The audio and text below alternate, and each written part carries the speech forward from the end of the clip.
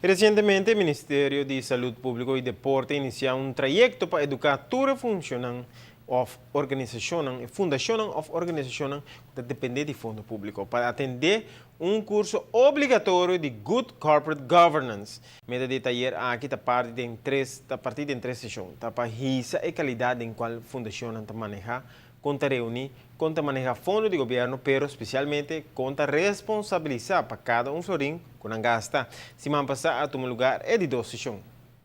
Onderwerp corporate governance, heel erg leuk. Dat is een heel gewichtige naam, maar dat betekent eigenlijk hoe kun je in een stichting of in een bedrijf met elkaar zo goed mogelijk omgaan, zodat het allemaal gaat zoals het moet gaan. En wat zijn ieders taken en bevoegdheden en verantwoordelijkheden en hoe kun je elkaar daarop aanspreken. En ja, dat zijn belangrijke dingen om over te praten en om over na te denken. En dat vind ik leuk en daar geef ik seminars over, daar adviseer ik ook directies over. En we hebben nu 2 bijeenkomsten gehad, 2 zaterdagen, met eigenlijk alle stichtingen die werkzaam zijn in het veld van volksgezondheid en ouderenzorg en sport. Dat zijn er ongeveer 14, 15.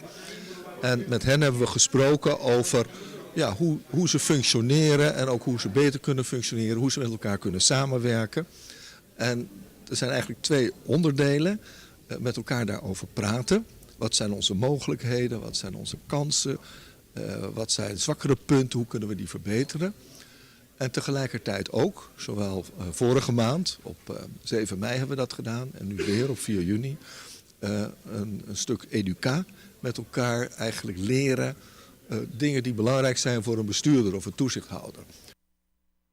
Minister mencionar que o ministro Tamarana Leina kuta regular ku o minister Duna na parlamento riba de lastro un gasto ku e hasi bisane saki é responsável pe fondo nan kuta Duna e fundação aqui, pero e fundação não ta carga mesmo responsabilidade com ele em forma conta hasi gasto e conta justificada.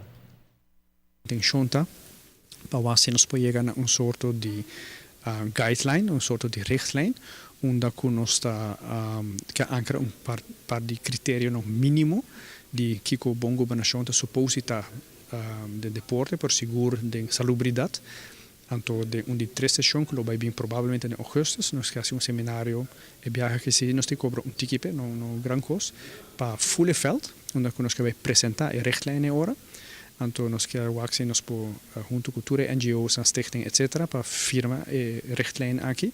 Então, a richtlijn aqui nós queremos usar também como toetsingskader para analisar agora como nós está funcionando no veld. Então, a base de richtlijn agora dá advies para melhorança. Dus não é só ser para também usar como tool para straf, não, é tool que nós queremos usar agora para ajudar a melhorar o manejo de toda instância que tem de responsabilidade para também de deporte, claro, e nós lo formuleren junto com o veld. Dus kortom, van het veld voor het veld.